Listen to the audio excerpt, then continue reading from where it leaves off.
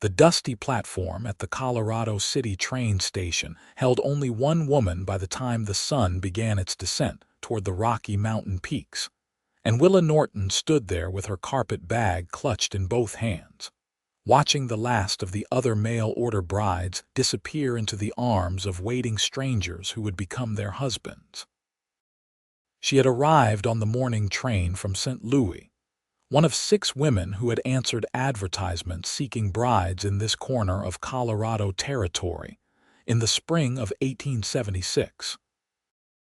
The other 5 had been claimed within hours, their intended husbands stepping forward with awkward introductions and nervous smiles.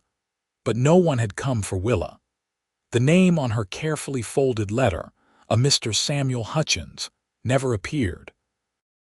As the afternoon stretched long and the station master began giving her increasingly uncomfortable glances, she felt the weight of rejection settle around her shoulders like a heavy shawl. "Miss, we close the station office at 6, the station master said, not unkindly. "You have somewhere to go." Willa swallowed hard. "I am certain Mr. Hutchins will arrive any moment. Perhaps his business kept him longer than expected." The station master's expression suggested he knew something she did not, but he simply nodded and retreated inside.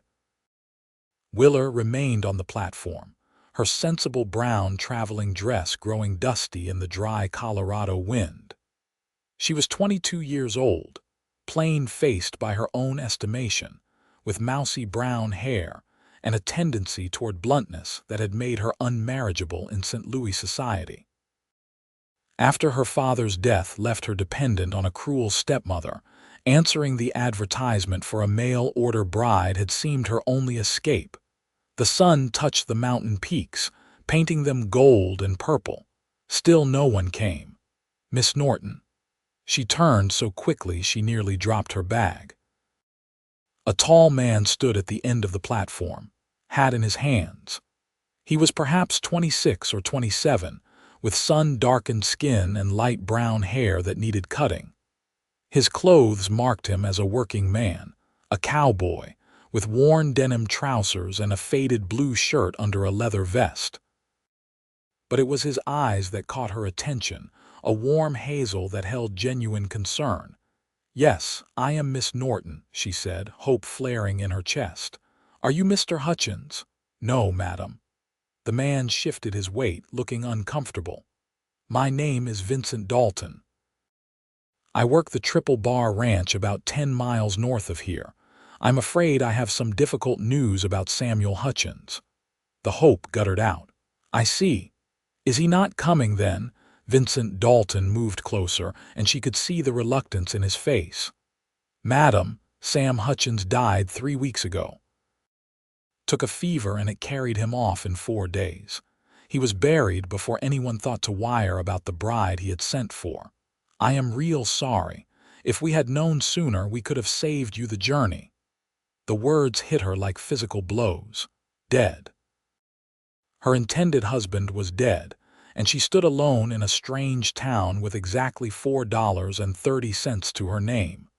She had no family to return to, no prospects, nothing. The platform seemed to tilt beneath her feet. "Miss Norton," Vincent's voice came from far away. Then his hand was on her elbow, steady and warm. "When did you last eat?" This morning, I believe, on the train." "Come on, then. Let me buy you supper at the hotel dining room. We can sort out what to do next once you have had some food." She should refuse. It was not proper to accept such an offer from a strange man. But propriety seemed a luxury she could no longer afford, and the genuine kindness in Vincent Dalton's face made her want to weep with gratitude.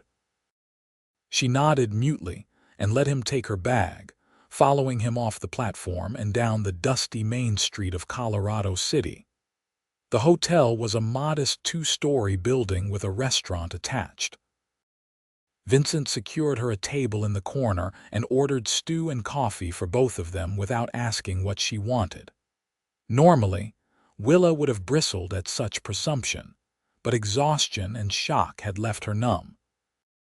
When the food arrived, she ate mechanically, only realizing how hungry she had been when the bowl was empty.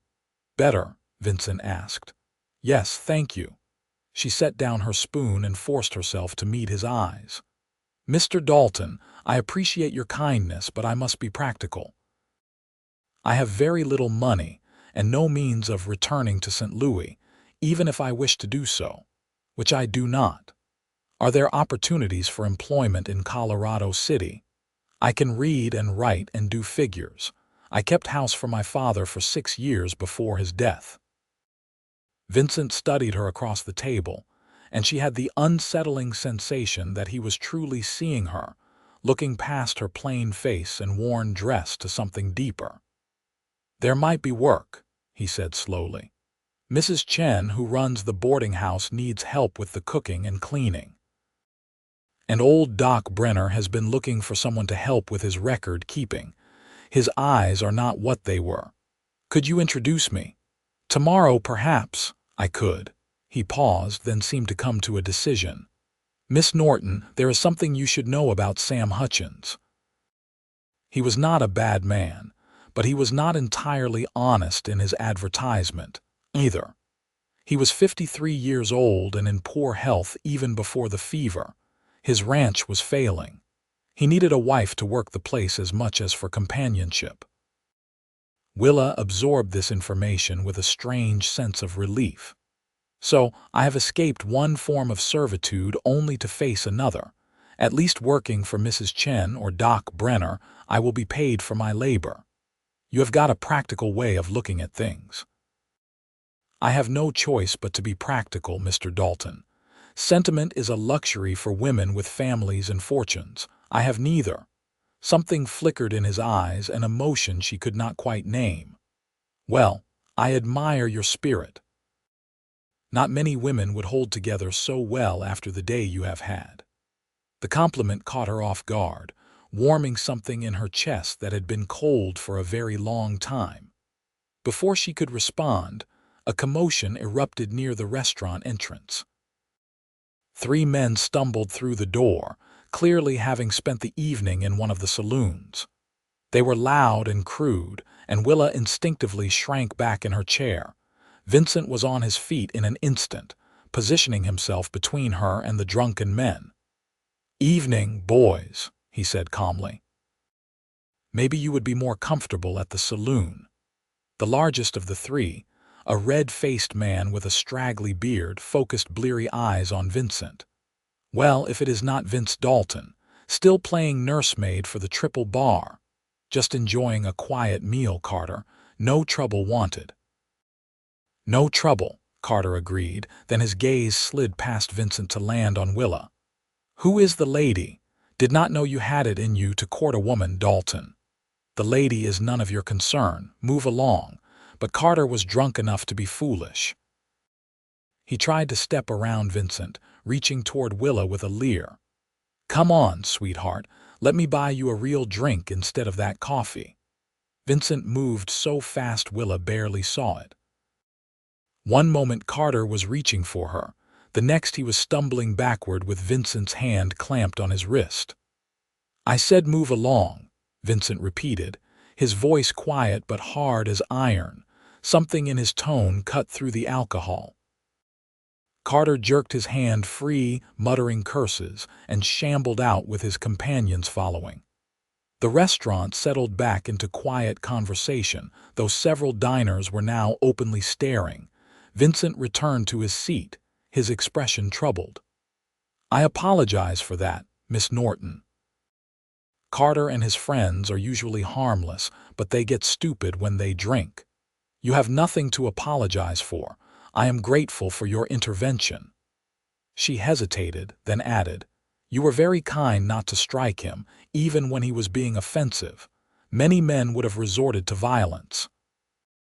"Violence just breeds more violence. My father taught me that." He signaled for more coffee. "He worked this land for 30 years, built the Triple Bar from nothing. Died 2 winters ago, left the ranch to me and my 3 brothers. We run cattle mostly, some horses. You must miss him."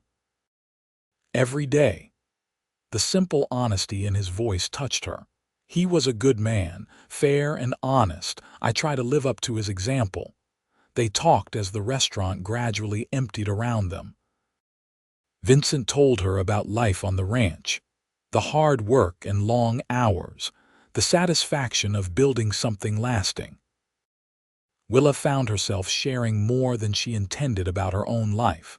Her father's struggles after her mother's death, her stepmother's casual cruelty, the desperation that had driven her to answer a stranger's advertisement for a wife. "I know I am not beautiful," she said at one point, surprising herself with her bluntness. "The other brides who arrived today were all prettier and younger. I watched their intended husbands' faces light up when they saw them.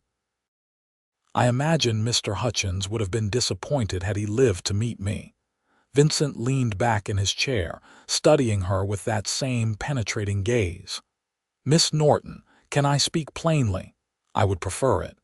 You are not a conventional beauty, I will grant you that. But you have got something better. You have got strength in your face, intelligence in your eyes, and more courage than most men I know. Any man worth having would see that and count himself lucky." Willa felt heat rise in her cheeks. No one had ever spoken to her this way, had ever suggested she might have value beyond her usefulness as unpaid labor. "That is very kind of you to say, Mr. Dalton.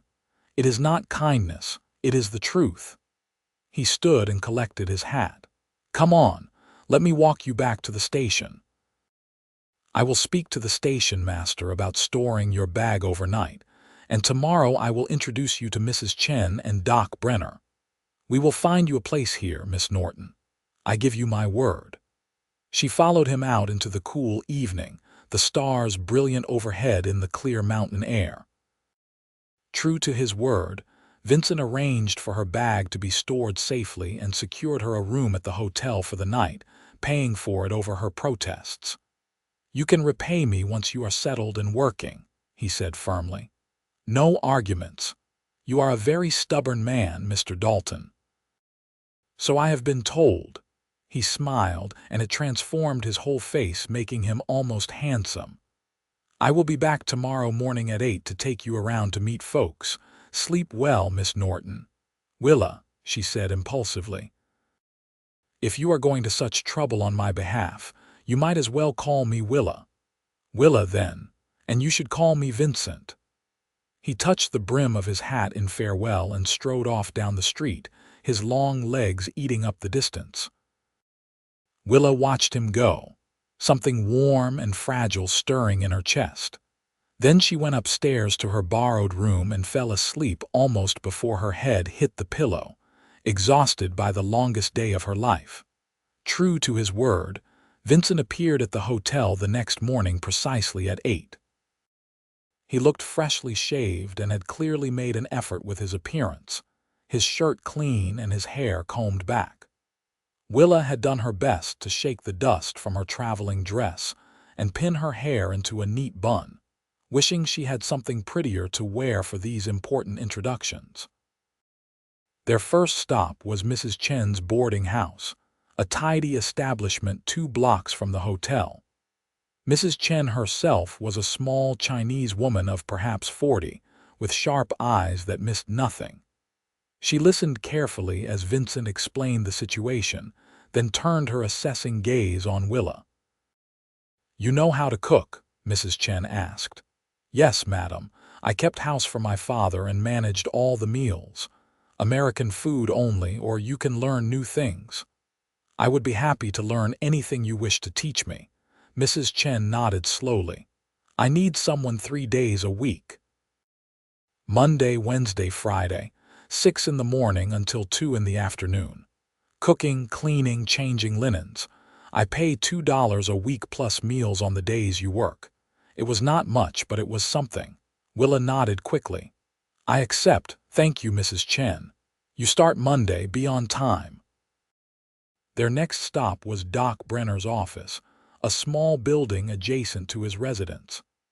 The doctor was a stooped man in his 60s with kind eyes behind thick spectacles. He explained that he needed help organizing his medical records and keeping track of his accounts, work that required good handwriting and better organization than he could currently manage. 2 afternoons a week, Doc Brenner said. Tuesday and Thursday from 1 until 5. $1.50 a week.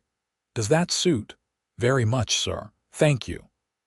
By mid-morning, Willa had secured steady employment that would pay her $3.50 a week, enough to rent a small room and feed herself modestly.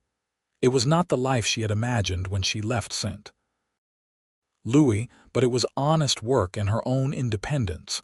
She felt lighter than she had in years. "Well done," Vincent said as they walked back toward the main street. "You have got yourself established in less than a day. That is impressive. I could not have done it without your help. Your introductions carried weight. Maybe, but you are the one who convinced them to hire you." He paused at a corner, seeming to wrestle with something. "Willa, I have to head back to the ranch this afternoon, but I wondered if I might call on you next time I am in town. Just to see how you are settling in." The warm flutter in her chest intensified. "I would like that very much, Vincent." His smile was like sunrise. "Good. I usually come into town on Saturday afternoons to collect supplies. Maybe we could have supper again. I would enjoy that." They stood there for a moment, neither quite wanting to say goodbye. Then Vincent touched his hat and turned toward the livery stable where his horse waited. Willa watched him go, a smile playing at her lips despite everything that had happened in the past 24 hours. The next weeks fell into a pattern. Willa worked hard at her 2 jobs and found satisfaction in both.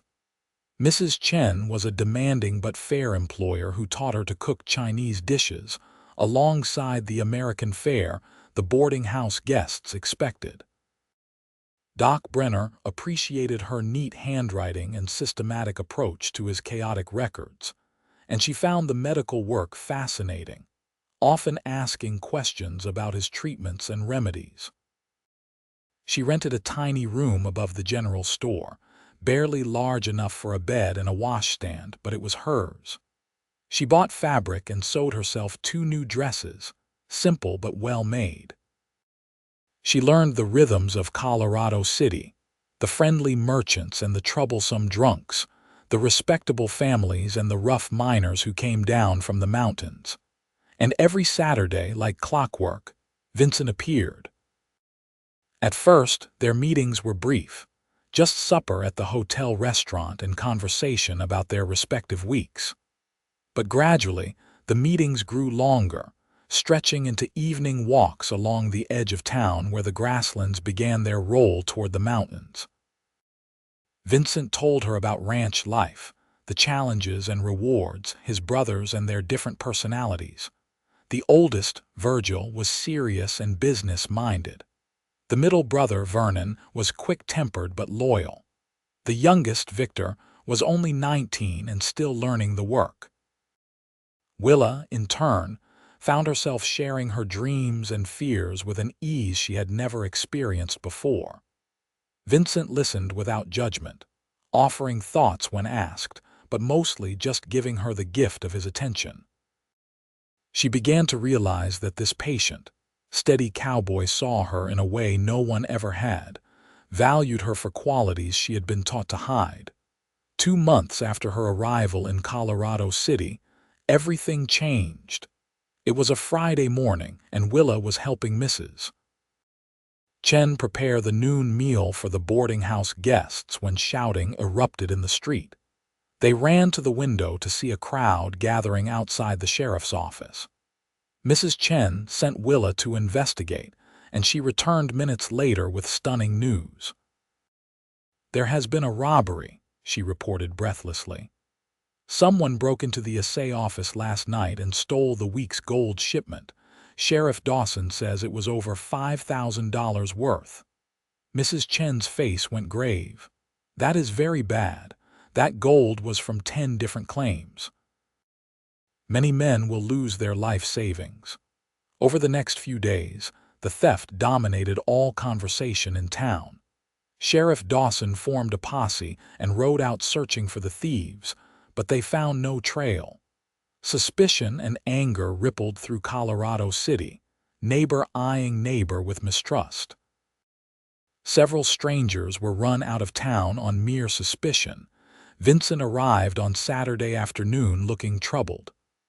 "There is talk the thieves might have headed north," he told Willa as they walked. "The sheriff thinks they could be hiding in the foothills, waiting for the attention to die down before they try to move the gold. That is terrible. So many people have lost their savings. It gets worse. Some of the hot heads in town are talking about forming their own search parties, taking justice into their own hands if they find anyone suspicious. That kind of thinking leads to innocent people getting hurt." They had reached the edge of town, where a small creek meandered through cottonwood trees. It had become their favorite spot, offering privacy and the soothing sound of running water. Vincent helped Willa to a seat on a fallen log, then settled beside her, closer than he would have dared 2 months ago. "Willa, I need to tell you something," he said quietly, her heart suddenly hammered in her chest. "What is it?" "I have been thinking a lot these past weeks. About you, about us. When I first saw you standing alone on that platform, looking so lost and determined at the same time, something shifted in me. I told myself I was just being neighborly, helping someone in a difficult situation. But it was more than that from the start." He turned to face her fully, taking her hands in his. His palms were calloused from years of hard work, warm and strong. "Willa, somewhere along the way I fell in love with you. With your strength and your honesty, with the way you face the world head-on, with your quick mind and quicker tongue. I know we have not known each other long, and maybe it is too soon to speak of such things, but I cannot keep quiet any longer. I love you." Tears pricked at Willa's eyes. "Vincent, you must know I have nothing to offer you, no dowry, no connections, nothing but myself.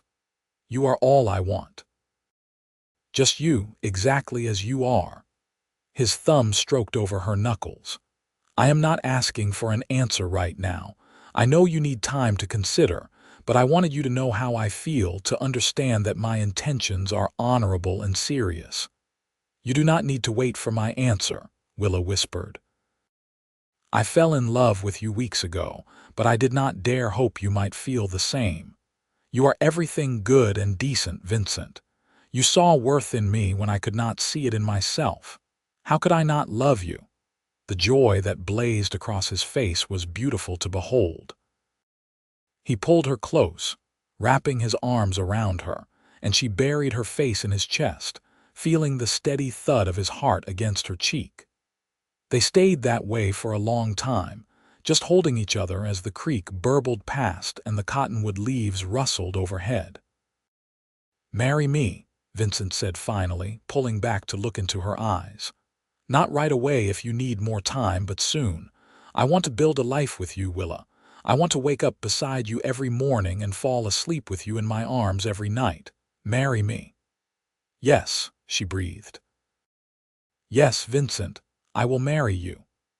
He kissed her then, soft and sweet, and Willa felt as if her heart might burst from happiness.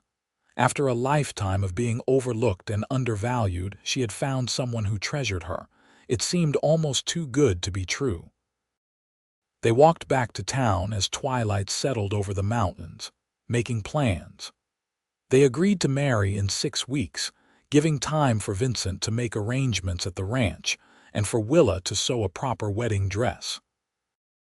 They would live at the Triple Bar, and Willa would continue her work in town 2 or 3 days a week if she wished, Vincent assured her, valuing her independence.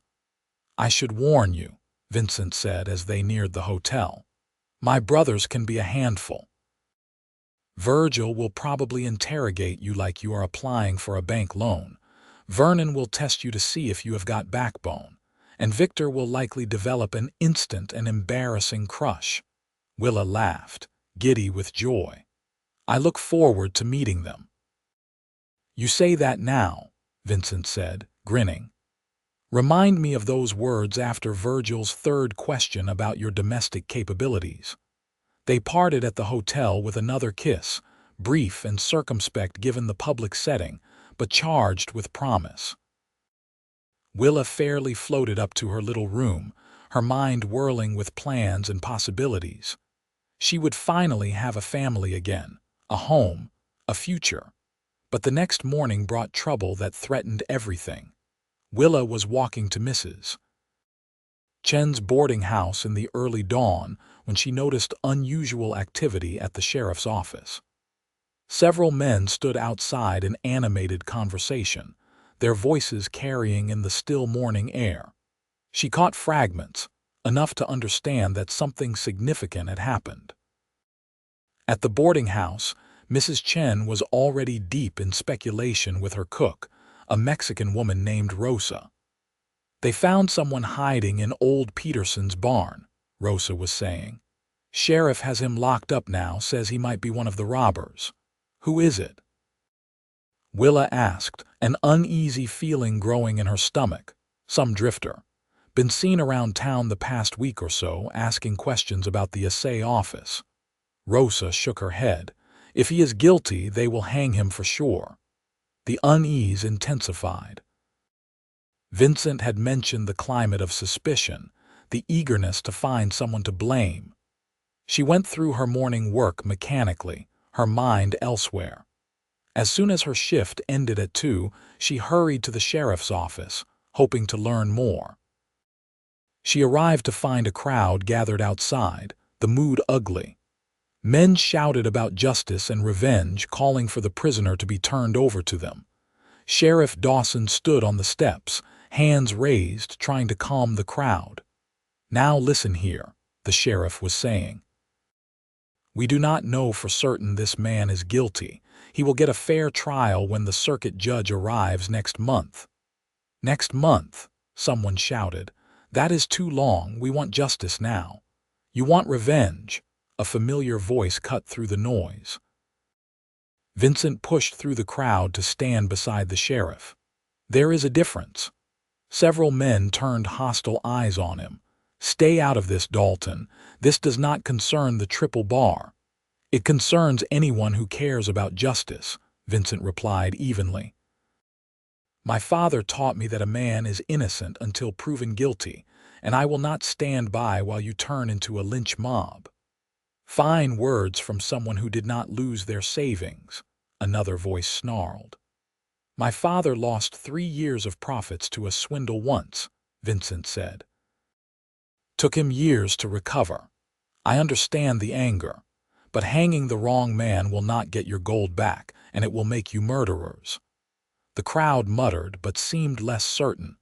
Vincent's reputation as an honest man carried weight, his words making some reconsider their course. The tension gradually diffused, men drifting away in 2s and 3s, still angry but no longer on the verge of violence. Willa waited until the crowd had mostly dispersed before approaching. Vincent saw her and smiled, though strain showed around his eyes. Hello.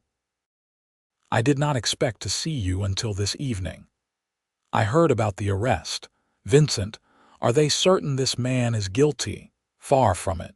He is a drifter who made the mistake of being in the wrong place at the wrong time.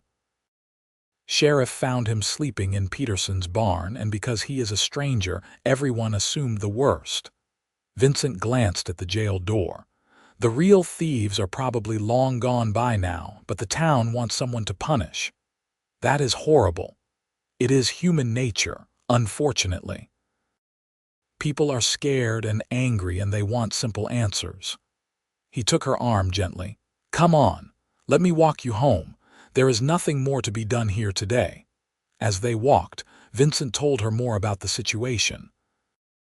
The accused man, whose name was Jake Colby, claimed he had drifted into the area looking for ranch work. He had been asking about the assay office because he wanted to know when it would reopen so he could get his own small poke of gold assessed. He had no proof of his innocence, but neither did anyone have proof of his guilt. The circuit judge will hear the evidence and make a decision. Vincent said. "But I am worried. The mood in town is getting uglier. If someone does not find the real thieves soon, there might be trouble regardless of what I or the sheriff say." Over the next week, the tension in Colorado City remained high. Sheriff Dawson doubled the guard on the jail, and the prisoner inside grew increasingly desperate, proclaiming his innocence to anyone who would listen. Willa found herself thinking about the man often, imagining his fear at being falsely accused, possibly facing death for a crime he did not commit. Vincent came to town more frequently during this period, often riding in during the week to check on the situation.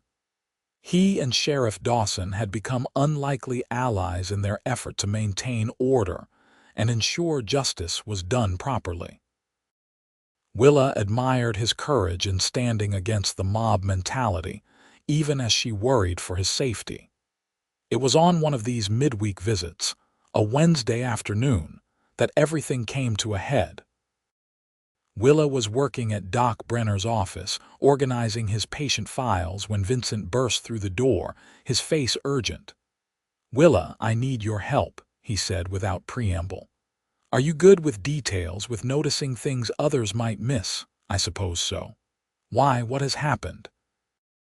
"The sheriff just got word that someone matching the description of the real thieves was spotted at a trading post 20 miles south of here. He is taking a posse to investigate, but that leaves the town vulnerable. I am worried someone might try to take Colby from the jail while the sheriff is gone. What can I do?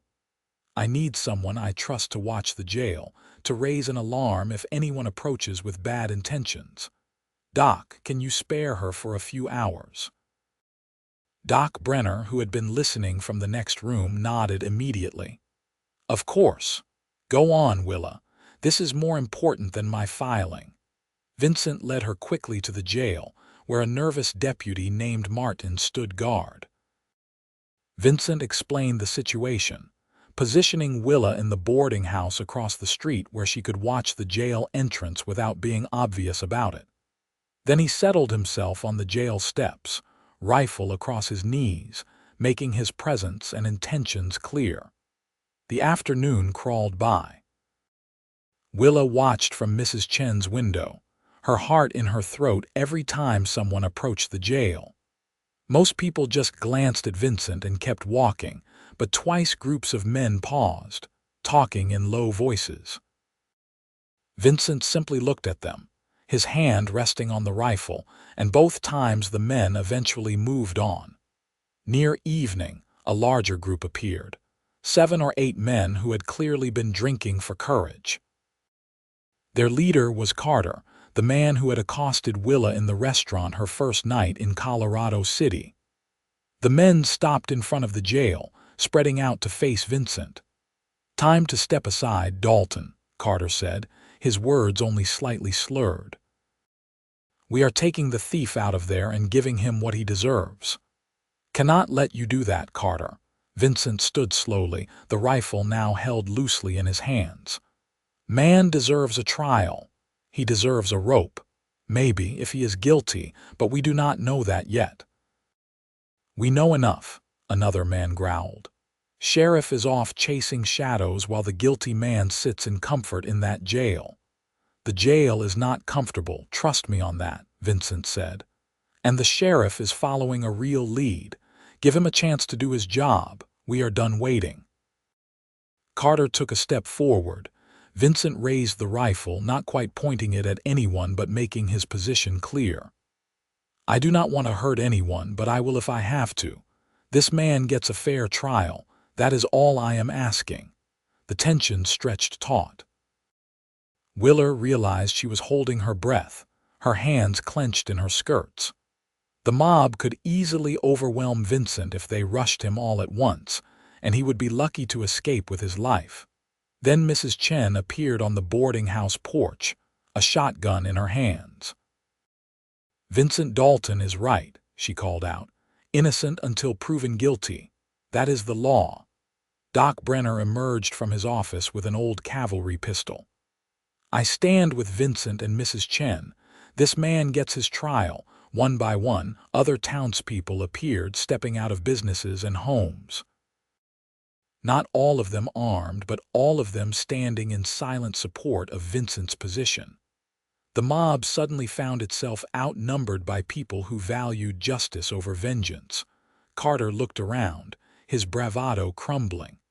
"This is not over," he muttered, but he was already backing away. The mob dispersed, slinking off into the gathering darkness. Vincent lowered the rifle, his shoulders sagging with relief. He looked up at Mrs. Chen and Doc Brenner, then across the street to where Willa stood in the window. The gratitude in his eyes made her throat tight with emotion. Sheriff Dawson returned near midnight with stunning news. They had found the real thieves at the trading post, 3 men from Denver who had been planning to cross into New Mexico territory with their stolen gold. A shootout had ensued, leaving 1 thief dead and 2 captured. Most importantly, they had recovered nearly all of the stolen gold. Jake Colby was released the next morning with the sheriff's apology. The thin, exhausted man could barely believe his good fortune. As he collected his meager belongings, Vincent pressed $20 into his hand. "Get yourself a good meal and a horse," Vincent said quietly, "and maybe head toward New Mexico. There are ranches down there always looking for good hands, and you will have better luck starting fresh somewhere new." Colby's eyes welled with tears. "You saved my life, Mr. Dalton. I will not forget it. Just pay it forward someday. Help someone else when they need it." Willa watched this exchange from nearby, her heart swelling with love and pride. This was the man she would marry, a man who stood up for what was right even when it was difficult or dangerous. She had never known anyone like him. As Colby rode out of town, Vincent came to stand beside her. "Well, that was more excitement than I needed for 1 week." "You were magnificent," Willa said softly. "You could have been killed, but you stood your ground anyway." "I just did what my father would have done, what any decent man should do." He took her hand, threading his fingers through hers. "Come on, let me buy you breakfast, and then I need to get back to the ranch. I have been neglecting my work terribly these past days." They ate at the hotel, both suddenly ravenous. Over eggs and biscuits, they returned to planning their wedding, the crisis having put everything else on hold. 6 weeks had become 4 weeks, the date set for the first Saturday in August. "I want you to come out to the ranch this weekend," Vincent said. "Meet my brothers properly, see the place that will be your home. Can you get Saturday and Sunday off from your work?" "I think so. Mrs. Chen and Doc Brenner have been very understanding." "Good." He smiled, that warm expression that made her insides flutter. "I should warn you, the house is not fancy. It is rough and built for function, not beauty. But it is solid and it is home." "I do not need fancy, Vincent. I just need you." His hand found hers across the table, squeezing gently. "How did I get so lucky? I still cannot believe you agreed to marry me." "I could say the same thing. Out of all the women who came on that train, I was the least promising. Yet here we are." "You were the most promising," Vincent corrected. "The others were pretty sure, but they were looking for something easy, a ready-made life. You were looking to build something to work for your future. That is what I saw on that platform. A woman who would not quit, no matter what life threw at her." Willa's eyes stung with unexpected tears. "You see me more clearly than I see myself sometimes. Then I will just have to keep reminding you of your own worth." Saturday morning dawned clear and bright. Vincent arrived at 8 with a gentle mare for Willa to ride. Having correctly guessed, she had little experience with horses. He spent an hour teaching her the basics in a corral at the edge of town before they set out, patient with her nervousness and quick to praise her progress. The ride to the Triple Bar took nearly 2 hours at the easy pace Vincent set. They followed a wagon road north through rolling grasslands dotted with cattle. the Rocky Mountains rising majestic to the west. The land had a wild beauty that stirred something deep in Willa's soul.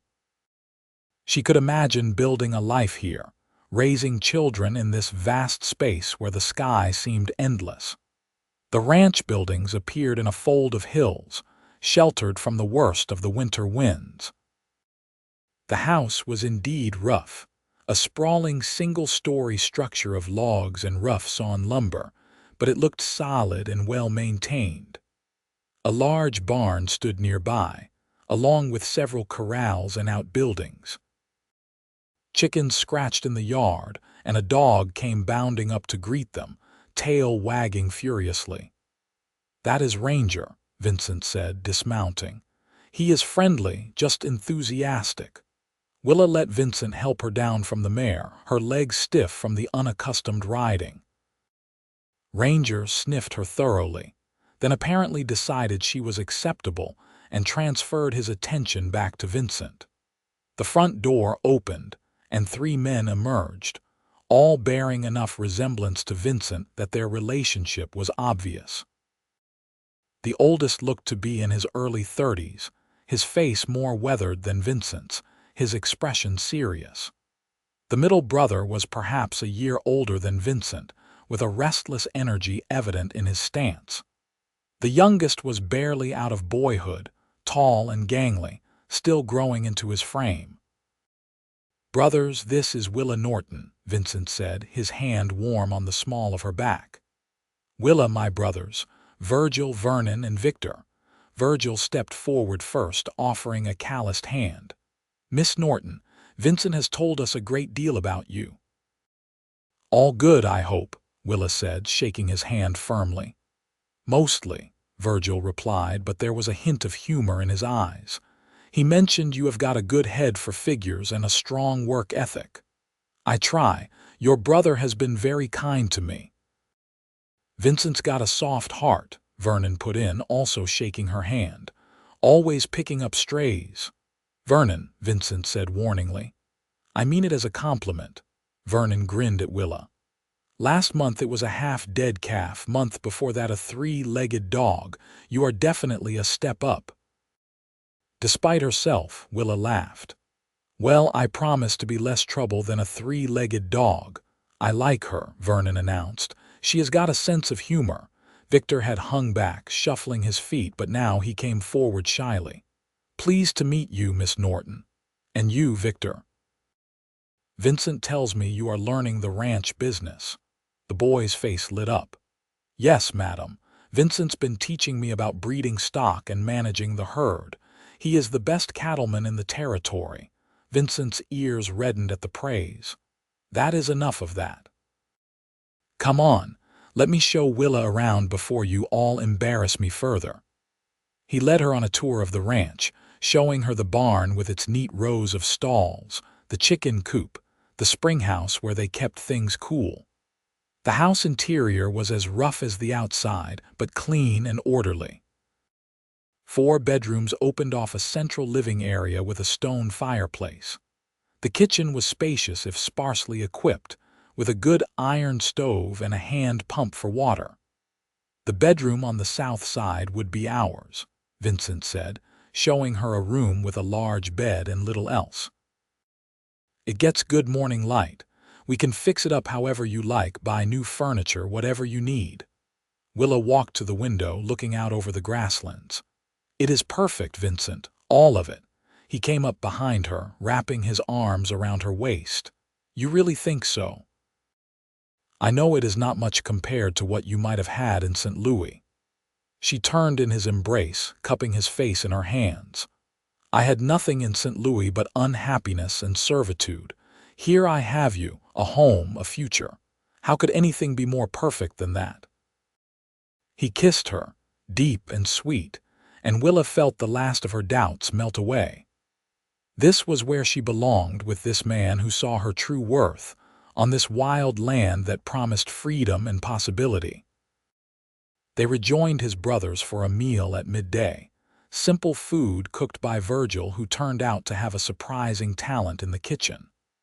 The conversation flowed easily, the brothers sharing stories about the ranch and their lives. Willa learned that Virgil had once been engaged to a woman in Denver, but she had broken it off when she realized how remote ranch life would be. Vernon had no interest in marriage, declaring himself wedded to the land. And Victor, as Vincent had predicted, developed an obvious case of puppy love, hanging on Willa's every word until Vernon teased him mercilessly. After the meal, Vincent took Willa riding again, showing her more of the ranch's boundaries. They rode to a high point where they could see for miles in every direction, the land rolling away in shades of gold and green under the summer sun. 10,000 acres, Vincent said, gesturing at the vista.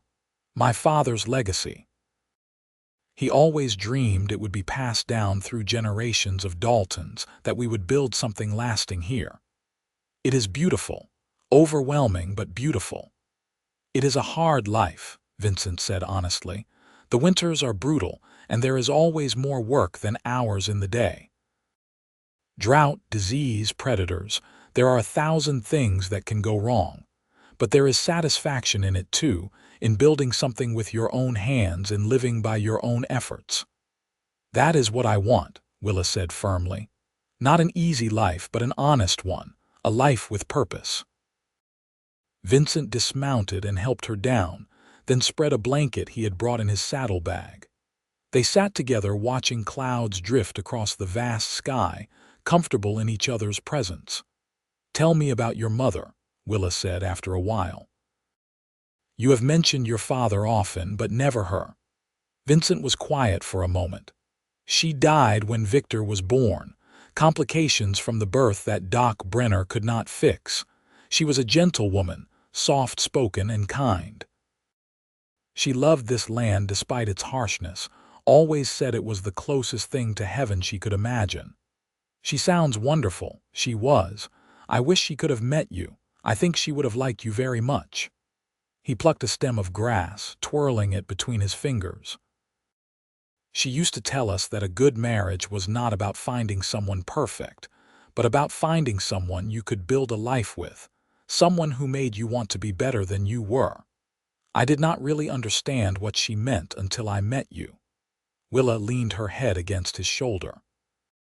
Your parents raised remarkable sons. All 4 of you are good men. We try. Sometimes I worry we will not be able to keep the ranch going, that we are not smart enough or strong enough. But then I think about what my father built from nothing, and I know we have to at least try. They talked until the sun began its descent, about their hopes and dreams, their fears and uncertainties. Willa shared her worries about being a good ranch wife, about learning all the skills she would need. Vincent reassured her that she would have time to learn, that his brothers would help, that he believed in her completely. By the time they rode back to the ranch house, Willa felt a deep sense of peace. This would be her home, these men her family. She had found her place in the world at last. They stayed overnight, Willa sleeping in Virgil's room while he bunked with his brothers. The next morning after breakfast, Vincent rode with her back to Colorado City, both reluctant to part after such a perfect weekend. 3 more weeks, Vincent said as they paused outside her boarding house.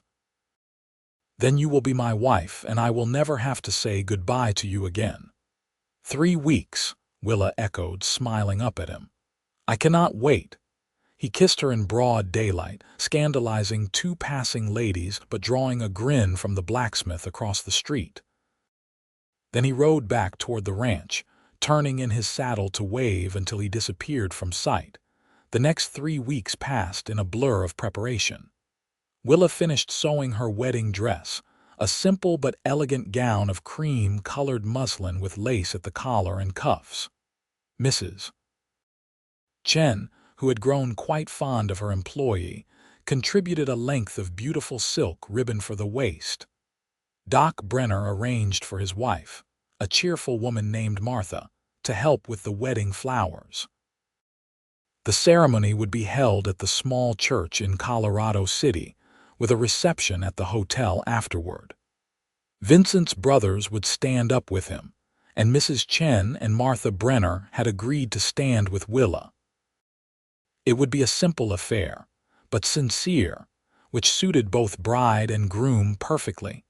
2 days before the wedding, disaster struck. A massive storm rolled down from the mountains, bringing torrential rain that turned the roads into rivers of mud. Vincent sent word that he could not make it to town until the roads dried, which might take days depending on the weather. Willa tried to stay calm, but panic fluttered in her chest. What if the storm continued? What if they had to postpone? She had given notice at her jobs. Her few belongings were already packed. Everything was arranged. The morning of the wedding dawned gray and drizzly, the rain having finally stopped but the sky still threatening. Willa dressed in her wedding gown with shaking hands, certain Vincent would not be able to reach town in time. Mrs. Chen tried to reassure her, but even she looked worried. At 10 minutes before the ceremony was set to start, Willa sat in a back room of the church, fighting tears. The minister had agreed to wait another hour, but after that, he had other commitments. If Vincent did not arrive soon, they would have to reschedule, assuming the minister could find another opening in his circuit. Then she heard a commotion outside, shouts and cheers. She ran to the window to see Vincent and his brothers riding up, all 4 of them splattered with mud up to their waists, their horses exhausted. They had ridden through the night, Vincent later told her, taking a longer route through the hills where the ground was firmer. Vincent dismounted and looked up at the church, his eyes searching. When he saw Willa in the window, his whole face lit with relief and joy. He was filthy and exhausted, but he had made it. 20 minutes later, after the brothers had done their best to clean up, Willa walked down the aisle of the small church to where Vincent waited at the altar. His hair was still damp from washing, and there was mud on his boots, but he was the most beautiful thing she had ever seen. They spoke their vows in steady voices, promising to love and honor, to stand by each other through whatever life brought. When the minister pronounced them husband and wife, Vincent kissed her thoroughly, drawing laughter and applause from the small gathering of townspeople who had come to witness the union. The reception at the hotel was joyous, with food and music and dancing. Willa had never been much of a dancer, but Vincent led her through the steps with patient encouragement, and she found herself laughing breathlessly as he spun her around the floor. Virgil made a surprisingly eloquent toast, welcoming her into the Dalton family. Vernon told embarrassing stories about Vincent as a boy. Even shy Victor was persuaded to dance with the bride, blushing furiously the whole time. As evening fell, Vincent and Willa said their goodbyes and walked to the hotel where Vincent had secured a room for their wedding night. Tomorrow they would ride to the ranch together, beginning their married life, but tonight belonged just to them. Vincent carried her over the threshold, both of them laughing, then set her gently on her feet. Suddenly shy, they stood facing each other in the lamplight. "Mrs. Dalton," Vincent said softly, testing out the name. "Mr. Dalton," Willa replied, smiling. He cupped her face in his hands, his expression tender. "I love you, Willa. I will spend the rest of my life trying to deserve you. You already deserve me. We deserve each other." She reached up to touch his face, tracing the line of his jaw. "I was so afraid you would not make it in time. Wild horses could not have kept me away, or mud or rain or anything else." He kissed her forehead, her cheeks, the tip of her nose. "You are my wife now. That means everything to me." What followed was tender and sweet, a joining that sealed their promises and began their marriage properly.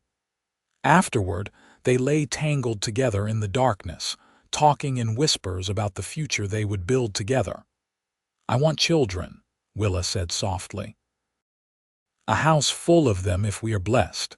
"So do I. strong sons and beautiful daughters, all with their mother's courage and intelligence, and their father's kindness and integrity.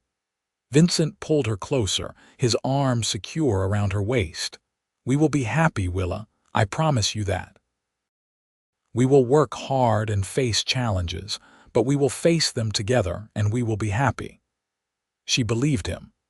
For the first time in her life, she allowed herself to believe in happiness, in a future filled with love and possibility. They spent 2 days in town, a brief honeymoon, before returning to the ranch. Virgil and Vernon had done their best to tidy the house, and Victor had picked wildflowers for every room, a gesture that made Willa's eyes sting with grateful tears. The next months were a period of adjustment. Willa learned the rhythms of ranch life, the endless cycle of chores and responsibilities. She learned to milk the cows, to gather eggs, to judge when bread was properly kneaded, and when fruit was ready for preserving. Martha Brenner visited often, teaching her skills that Vincent's brothers could not, and Mrs. Chen sent recipes and advice. It was exhausting work, but satisfying. Willa fell into bed each night pleasantly tired, secure in Vincent's arms, and woke each morning to coffee he had already brewed, his quiet thoughtfulness a constant reminder of his love. She also learned ranch finances, her head for numbers proving invaluable. She discovered that Virgil had been managing their accounts somewhat haphazardly, letting bills slide when cash was tight. Willa implemented a better system, finding places to economize without sacrificing quality. Within 3 months, the ranch's financial situation had noticeably improved. "You are a marvel," Virgil told her one evening as they went over the books together. "We should have hired a wife for Vincent years ago." "I am not hired help," Willa replied tartly. "I am family."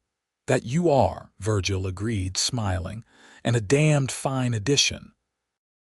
As fall arrived, painting the aspens gold in the mountain valleys, Willa realized she had missed her monthly courses twice. She said nothing at first, afraid to hope, but when a 3rd month passed and she began experiencing morning nausea, she could no longer deny the truth. She was pregnant. She told Vincent on a crisp October evening as they sat together on the porch watching the sunset. He was so shocked he could not speak for a full minute, then let out a whoop of joy that brought his brothers running from the barn, convinced something was wrong. "We are going to have a baby," Vincent announced, picking Willa up and spinning her around despite her laughing protests. "I am going to be a father." The brothers congratulated them enthusiastically, Victor immediately declaring he would teach his nephew to ride, Vernon insisting the baby would be a girl who would have all her uncles wrapped around her finger, and Virgil simply shaking Vincent's hand with warm pride in his eyes. "A new generation of Daltons," Virgil said. "Father would be proud." Winter came hard that year with deep snows and bitter cold. The brothers worked tirelessly to keep the cattle fed and safe, battling the elements day after day. Willa stayed close to the house, her pregnancy advancing, but she still rose early to prepare hot meals for the men and keep the home fires burning on a February night when the wind howled like a living thing and snow piled against the windows. Willa's labor began. Martha Brenner had come to stay 2 weeks earlier, expecting the baby any day. She took charge with calm efficiency, sending Victor racing through the storm to fetch Doc Brenner while Vernon boiled water and Virgil tried to keep Vincent from wearing a hole in the floor with his pacing. The labor was long and difficult, lasting through the night and into the next day. Vincent stayed by Willa's side the entire time, holding her hand, wiping her forehead, whispering encouragement. When she was certain she could not bear another moment, when the pain seemed unbearable, she looked into his eyes and found the strength to continue. Finally, as sunset painted the snow-covered world in shades of pink and gold, Their son entered the world with a lusty cry. Doc Brenner placed the baby in Willa's arms, and she looked down at the tiny, wrinkled face with overwhelming love. "He is perfect," she whispered. Vincent, tears streaming unashamedly down his face, wrapped his arms around both of them. "What should we name him?" They had discussed names endlessly over the winter months, but now, looking at her son, Willa knew with certainty. "William, after my father. William Vincent Dalton. It is a strong name. He will wear it well." Vincent pressed a kiss to her forehead, then to his son's downy head. "Welcome to the world, William. We have been waiting for you." The brothers took turns holding their nephew, each one transformed by tenderness. Even rough Vernon handled the baby with gentle care, and Victor declared his nephew the finest baby ever born, a pronouncement that made everyone laugh. As winter gave way to spring, little William thrived. He was a healthy baby with a good appetite and his father's hazel eyes. Willa had never known such happiness existed, watching Vincent with their son, seeing the love and wonder in his face each time he held the boy. The ranch prospered too. With Willa's financial management and good weather that year, they were able to expand their herd and make improvements to the property. They built a larger chicken coop, repaired the barn roof, and even added a second story to the house, creating more space for their growing family. On their first wedding anniversary, Vincent presented Willa with a beautiful oak rocking chair he had made himself during the winter months, carving her name into the back along with delicate flowers. "For you to rock our children," he said. "This one and all the ones to come." Willa traced the carving with gentle fingers, overcome with emotion. "It is beautiful, Vincent. You made this with my own hands. I wanted you to have something special, something that would last." He knelt beside the chair, taking her hand. "This year has been the happiest of my life, Willa. You have given me so much, more than I ever dared dream of." "You gave me a life when I had nothing," Willa replied, cupping his face. "You saw worth in me when no one else did. You loved me when I did not know how to love myself. Everything good in my life comes from you." They kissed as the sun set outside the window, their son sleeping peacefully in his cradle nearby, the future stretching bright and promising before them. 2 more years passed, bringing more children and more changes. Willa gave birth to a daughter they named Grace, then another son they called James. The house rang with children's laughter, the sound Vincent declared was his favorite music. Vernon surprised everyone by courting and marrying a schoolteacher from Denver, bringing her to the ranch as a bride. Even Virgil began stepping out with a widow from Colorado City, a kind woman named Sarah with 2 children of her own. The Triple Bar grew and prospered. They became one of the most successful ranches in the region, known for quality cattle and fair dealing. Vincent's reputation as an honest man brought them business from throughout Colorado Territory and beyond. Through it all, Willa continued to amaze her husband and brothers-in-law with her strength and capability. She managed the household, kept the books, raised the children, and still found time to help with ranch work when needed. She had become the heart of the Dalton family, the one they all turned to for wisdom and support. On a summer evening when their oldest son William was 5, the family gathered on the porch after supper, watching the children play in the yard. Vernon's wife was expecting their first child, and Virgil had finally proposed to Sarah, planning a fall wedding. Victor, now 23, had begun courting a girl from town. "Look at us," Vernon said, gesturing at the scene. "Who would have thought we would all end up so domestic?"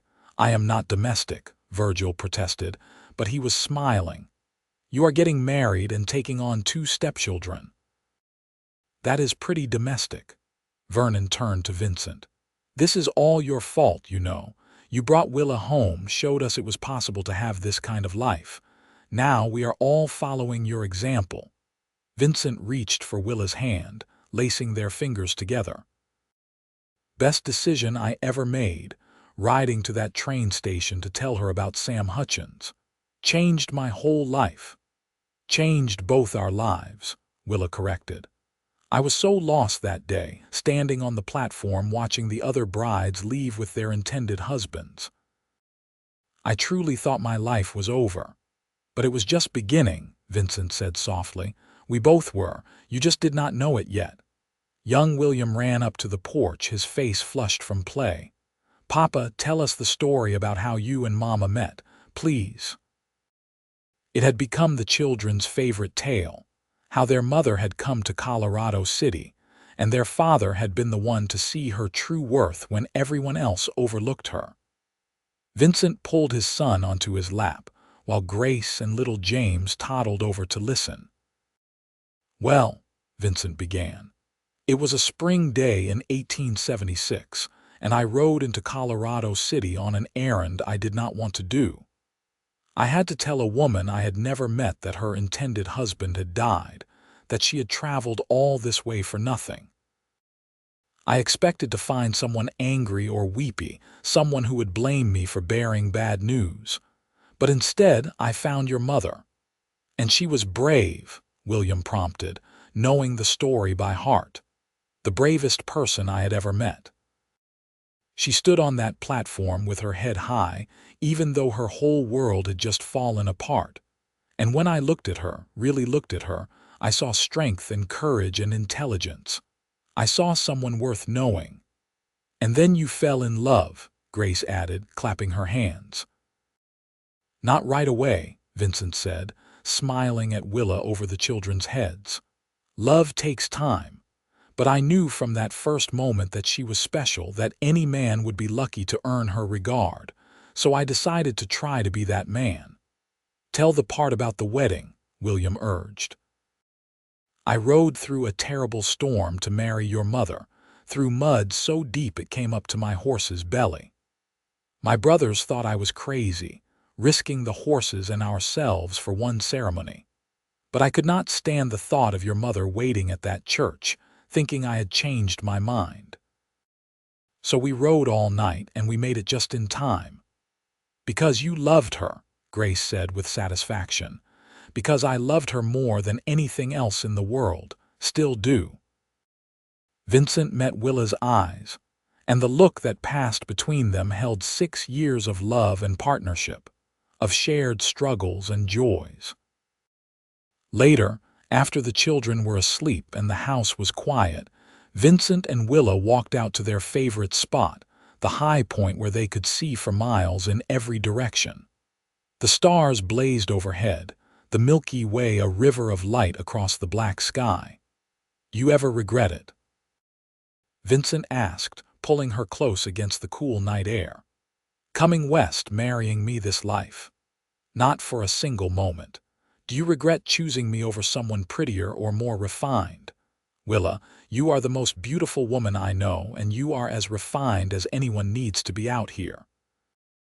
You are everything I could have wanted and things I did not know I needed. He turned her to face him, his hands gentle on her shoulders. When I saw you on that platform, you were the last bride standing. Everyone else had been claimed and you looked so alone, but you were not less than the others. You were just waiting for the right person to see you. And you were the first, Willa said, tears shining in her eyes. The first to see my true worth. You gave me everything, Vincent. A home, a family, a purpose. You taught me that I was valuable, that I deserved love and respect. I would not be who I am without you. We made each other who we are, Vincent said. That is what the best marriages do. They make both people better than they could be alone. They stood together under the vast Colorado sky, surrounded by the land they had built a life on, their children sleeping safe in the house below. The future stretched ahead, full of promise and possibility, and they would face it as they had faced everything else, together. In the years that followed, the Dalton family continued to grow and prosper. Willa and Vincent had 2 more children, another daughter and a son, filling their home with love and laughter. William grew into a serious, thoughtful boy who loved books and learning, eventually becoming the first Dalton to attend university. Grace inherited her mother's organizational skills and her father's kind heart, managing the household with effortless efficiency. James was wild and adventurous, always pushing boundaries but fiercely loyal to his family. The ranch expanded until it was one of the largest in Colorado, now a state rather than a territory. Vincent and his brothers worked side by side for decades, building something that would last for generations. When Virgil and Sarah had children, when Vernon's family grew, when Victor finally married and started his own family, the land was big enough for all of them. Through it all, Willa remained the steady center, the heart that kept the family together. She taught school for the ranch children, kept the books, managed the household, and somehow always had time to sit and listen when someone needed to talk. She had found her purpose in this wild land, and she embraced it fully. On their 25th wedding anniversary, Vincent surprised her with a trip to Denver, their first real vacation away from the ranch. They stayed in a fine hotel, ate in fancy restaurants, went to the theater. It was wonderful, but Willa found herself homesick for the ranch, for their children and grandchildren, for the wide open spaces and endless sky. "Ready to go home?" Vincent asked on their last night, seeing her gazing out the hotel window toward the mountains. "Is it terrible to admit I am?" Willa laughed. "All this luxury and all I want is our bedroom at the ranch and the sound of the children playing. Not terrible at all. It is what makes you who you are." He came to stand behind her, wrapping his arms around her waist. "Do you remember what you said the first time I brought you to the ranch? You stood at the bedroom window and said it was perfect. It was. It is. I meant every word. I have loved you for 25 years, Willa Dalton, and I fall in love with you again every single day. You were worth waiting for, worth fighting for, worth everything." She turned in his arms, seeing the man she had married still there in the lines of his face, the gray in his hair, the steady warmth of his eyes. He had kept every promise he made on their wedding day and invented new ones along the way. He had been her partner, her friend, her love, the foundation on which she had built her life. "And you were the one who saw me," she said softly. "When I was invisible to everyone else, you looked at me and saw something worth loving. That changed everything." They went home the next day, back to the ranch and the family and the life they had built together. Their children and grandchildren gathered to welcome them, the house full of noise and warmth and love. As Willa looked around at all the faces, some bearing her features and some Vincent's, all of them connected by blood and love and shared history, she felt complete. This was her legacy. Not wealth or status, but this family, this love, this life. She had been the last bride standing on a dusty platform in Colorado City, overlooked and uncertain, her future a blank page that could have been written with tragedy. But Vincent had seen her true worth, had given her the chance to become who she was meant to be. Together they had written a different story, one of love and partnership, of building something that would last long after they were gone. Years continued to pass, bringing the joys and sorrows that make up a life fully lived. They buried Vincent's brothers one by one, said goodbye to friends, weathered economic hardships and personal losses. But through it all, their love remained constant, a steady flame that never dimmed. On a spring morning when Willa was 68 and Vincent 72, they sat together on the porch of the ranch house, watching their great-grandchildren play in the yard where their own children had once played. The house had been enlarged and improved over the decades, but it was still fundamentally the same home Vincent's father had built, still sheltering Daltons as it had for 3 generations. "We did well, did we not?" Vincent said, his hand finding hers as naturally as breathing. "We did very well indeed." Willa squeezed his fingers gently. "Better than I ever dreamed possible on that day I stood alone on the train platform. You were never alone after that, not for one moment." "No," she agreed, smiling. "I was never alone again." William, their eldest, now ran the ranch with his brothers and cousins. Grace had married a lawyer in Colorado City and divided her time between town and the ranch. James had become a rancher in Montana, but visited often with his family. The younger children had scattered across the West, following their own dreams, but they all came home regularly, drawn by the bonds of family and the land that had shaped them. As the sun climbed higher, warming the morning air, Vincent pulled Willa closer, and she rested her head on his shoulder. They sat in comfortable silence, two people who had spent a lifetime together and still found joy in each other's presence. Their story had begun with an ending, with a bride who had lost her intended husband before they ever met. But from that ending had come a new beginning, a love story that had shaped not just two lives but generations. Willa had been the last bride standing, overlooked and undervalued. Vincent had been the first to see her true worth, to recognize the strength and courage and intelligence that lay beneath her plain exterior. That moment of seeing, of truly understanding another person's value, had changed both their lives forever. It had given them this family, this home, this beautiful life they had built together from nothing but determination and love. And as they sat together in the morning sun, surrounded by the evidence of all they had created, they knew beyond any doubt that they had been blessed. Not with an easy life, but with a good one. Not with perfection, but with something far better. A partnership built on respect and trust, a love that had grown deeper and stronger with each passing year, and a legacy that would endure long after they were gone. Their story was one of second chances and new beginnings, of seeing past the surface to the true worth beneath. It was a story of love found in the most unlikely circumstances, nurtured through hard work and devotion, and ultimately triumphant over every obstacle. And it all began on a dusty train platform in Colorado City, where a cowboy looked at a woman everyone else had overlooked and saw not what she lacked, but all that she was and could become. That seeing, that recognition of worth, had made all the difference. It had given them everything,